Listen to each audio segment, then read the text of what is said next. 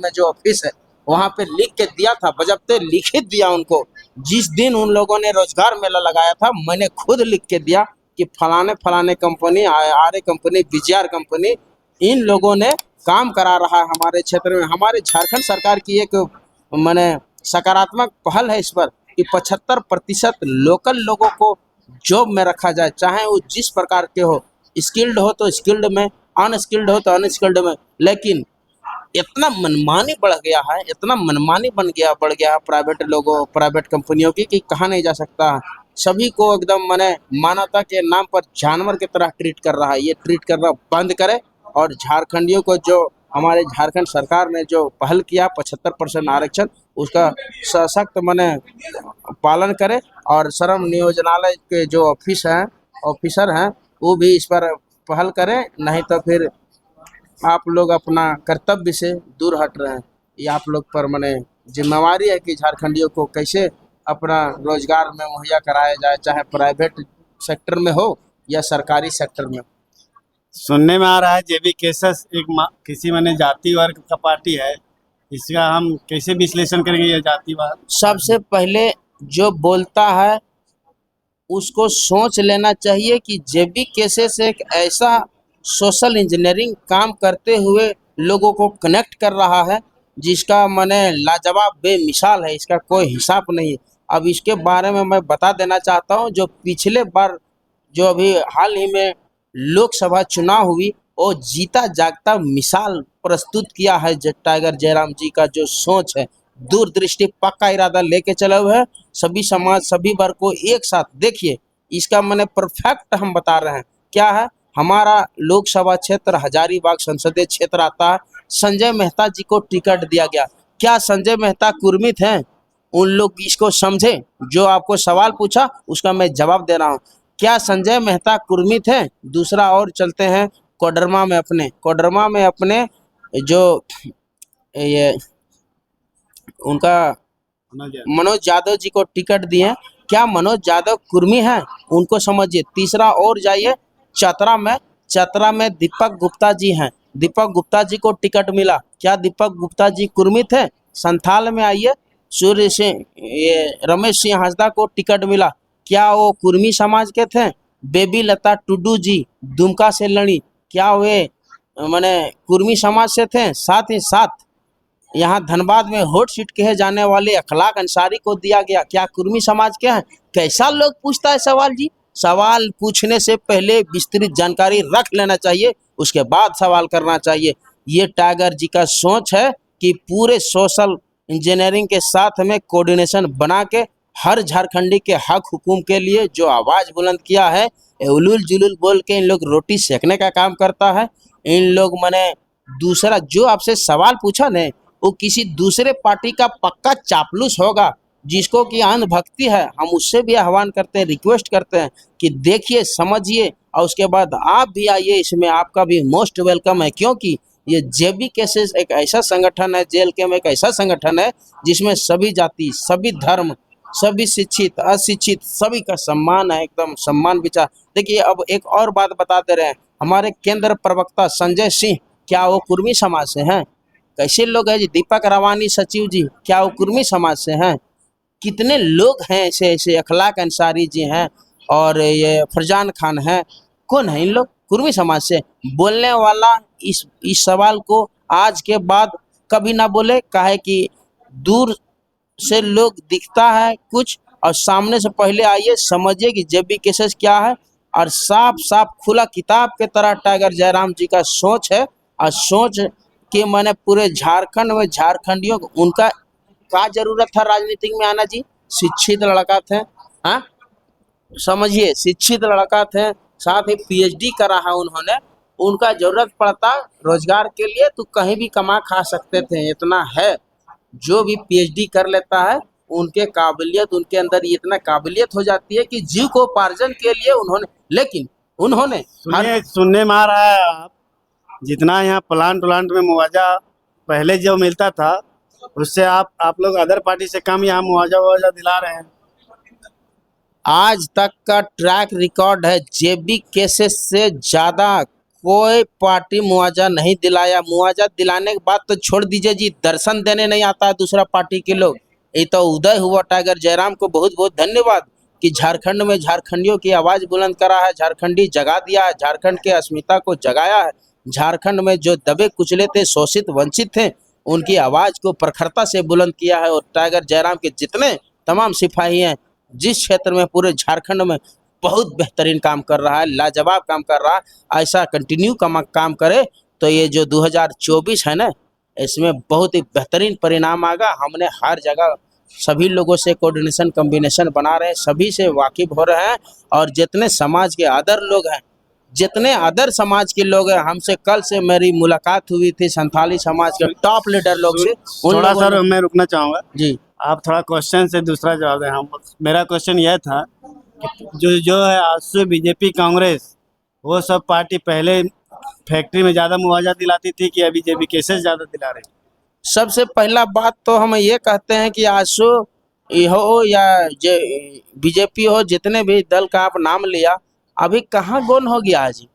कभी तो हमको चेहरा नहीं नजर आ रहा है कि कहीं कोई मुआवजा मर रहा है तो दिला रहा है। यहीं पे एगो गोला में बगल में एक्सीडेंट हुआ था, आपको नाम नहीं गिनाऊंगा, और बाकी आप समझदार हैं, लोग दर्शक भी समझदार हैं। क्या हुआ उसके साथ, आंसू उसको हाईजैक कर लिया, कितना मुआवजा दिलाया। हमारा जेबी केसेस के संगठन का ये देन है कि यहाँ पे वैष्णवी प्लांट में हम लोग वहाँ पे मौजूद थे। वैष्णवी प्लांट में मजदूर का मौत हुआ था, मजदूर को बाहर उधर झाड़ी में फेंक दिया था। तो जेबी केसेस के मैंने पहल पर, सार्थक पहल पर उसने माना कि हाँ, और मुआवजा 7.5 लाख रुपया साक्षात दिलाया। लेटेस्ट का खबर है।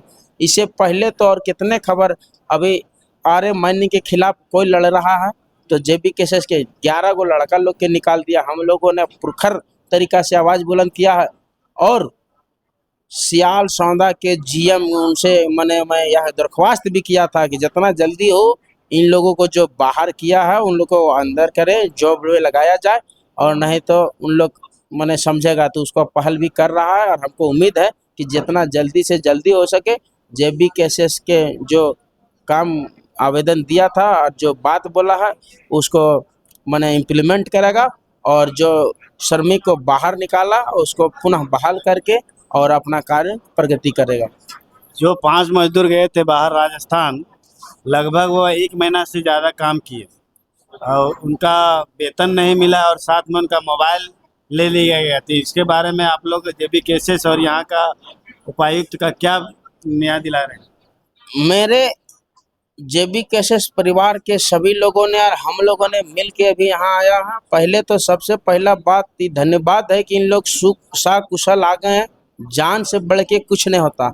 दूसरा बात रहा, जहाँ पैसे के बाद पैसा नहीं मिला इनको और जो मोबाइल छीन लिया है, इस पर भी हम लोगों ने आवेदन श्रम अधीक्षक महोदय को दे दिया है।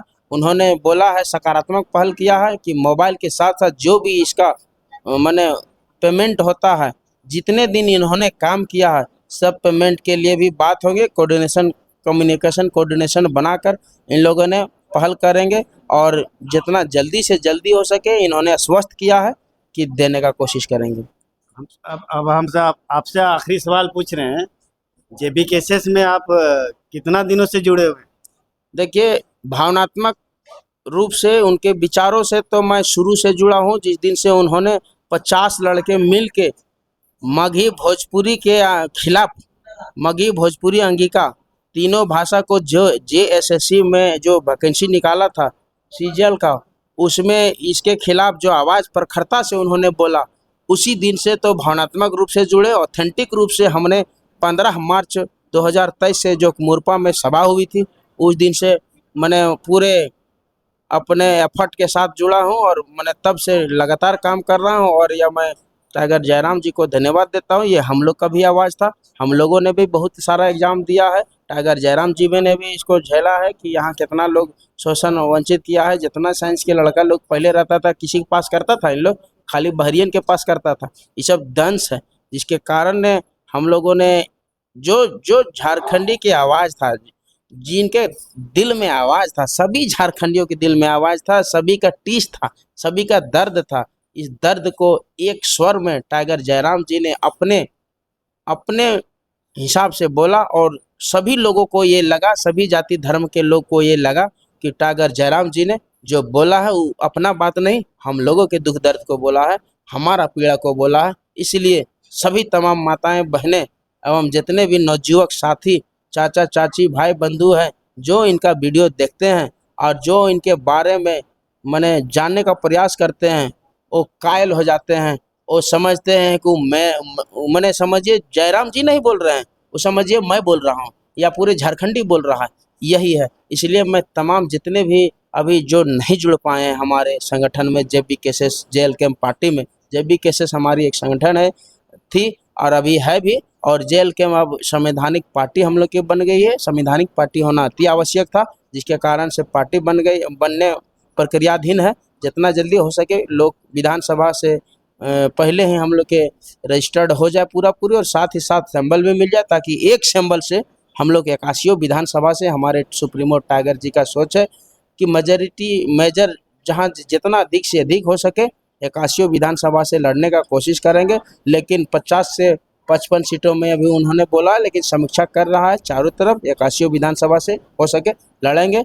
और ज़्यादा चांस है कि हम लोग अब की 2024 नवंबर दिसंबर में जो चुनाव होने जा रहा है, पूरे झारखंडियों से मैं हाथ जोड़कर विनम्र मैंने निवेदन करता हूं कि इस बार आइए, इस बार नहीं आइएगा। सभी जाति के लोग, चाहे आदिवासी हो, चाहे दलित हो, चाहे अगड़ी हो, पिछड़ी हो, मुसलमान हो, सभी लोग आइए, मोस्ट वेलकम है। जो खतियानधारी हो और साथ ही साथ जो खतियानधारी नहीं भी हैं, जो शोषित हैं, वंचित हैं, अदर स्टेट से भी आए हैं, हम लोगों ने उनका भी पहल करता है कि माने सारे मुआवजा दिलाने का काम करते, दुख दर्द में शामिल होते हैं। इसलिए सभी को कितना परसेंट?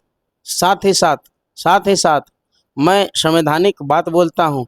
जितने भी अभी देखिए क्या हुआ है कि झारखंड में क्या पात विपात काल हो गया जी, कि सभी दीदी लोग, सभी लोग क्या माने सब लोग एक साथ में उठ के आ रहे हैं। इसलिए संविधान के फॉलो करते हुए अभी 33% जो आरक्षण है उसको बढ़ाते हुए, टाइगर का बड़ा सोच करते हुए 50% मैं रिक्वेस्ट करता हूं अपने सुप्रीमो से कि 50% में हो सके तो महिलाओं को टिकट दिया जाए, जिससे कि नारी शक्ति का बढ़ावा होगा और मिसाल पेश होगा पूरे विश्व में कि टाइगर जयराम जी का सपना है कि महिलाओं को भी साथ लेके चलें।